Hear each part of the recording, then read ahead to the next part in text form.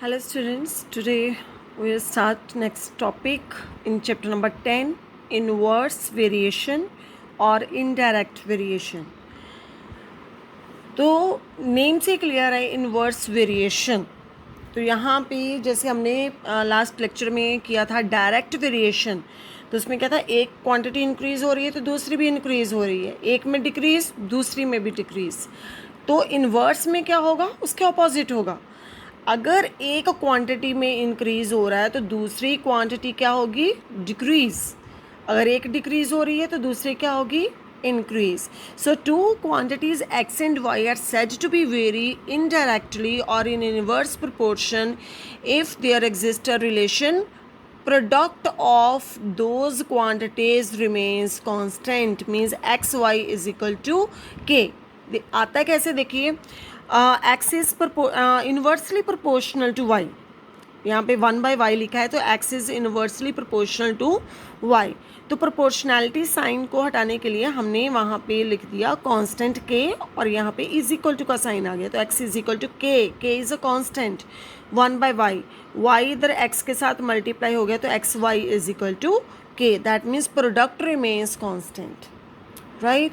तो यहाँ पे हमने डायरेक्ट में रेशो ली थी, यहाँ पे हम क्या लेंगे, दोनों क्वांटिटीज़ का प्रोडक्ट लेंगे और वो हमारे पास हर प्रोडक्ट जो है वो कांस्टेंट आएगा. तो इसकी जैसे एग्जांपल्स है, जैसे हमने कहा कि एक में इंक्रीज़ हो रहा है तो दूसरी क्वांटिटी में डिक्रीज़ होगा. तो एग्जांपल्स क्या हैं, जैसे अगर लेट सपोज कोई वर्कर्स हैं, ठीक है, वो कोई बिल्डिंग बना रहे हैं. अगर सपोज 100 वर्कर्स हैं, वो एक बिल्डिंग बनाने के लिए वो 1 मंथ लगा रहे हैं, ठीक है.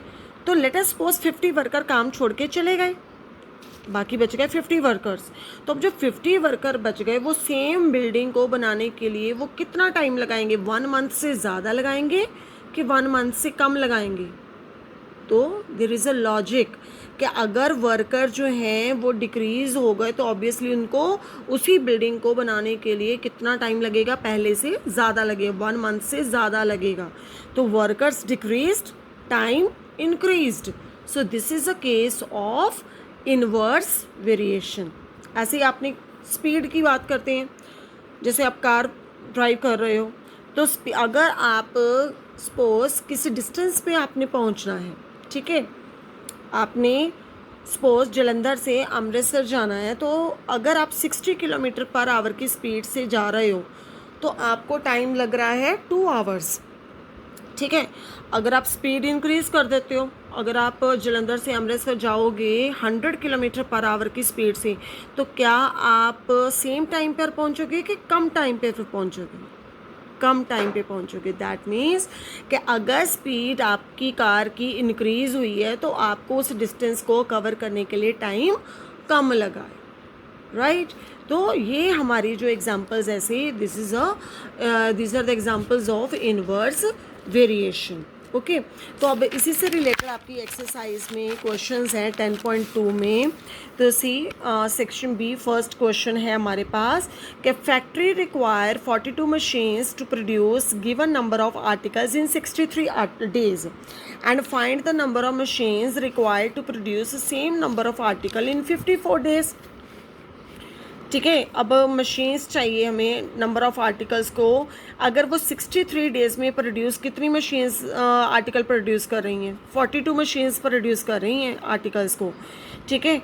तो 54 डेज़ में कितनी मशीन्स चाहिए होंगी हमें सेम नंबर ऑफ़ आर्टिकल्स को प्रोड्यूस करने के लिए.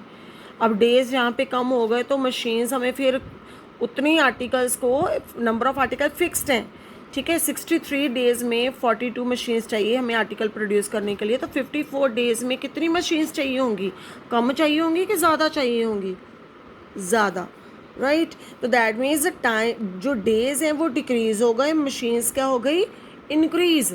तो एक क्वांटिटी में डिक्रीज, दूसरी में इंक्रीज. तो this is a case of inverse variation. तो अब हमने यहाँ पे इनका प्रोडक्ट लेना है आपस में. 42 × 63 is equal to x × 54. Inverse variation है तो प्रोडक्ट लेंगे. x की वैल्यू फाइंड करनी है, 54 उधर जाके डिवाइड हो जाएगा. तो अब देखिए हमारे पास x की वैल्यू क्या आई, 49.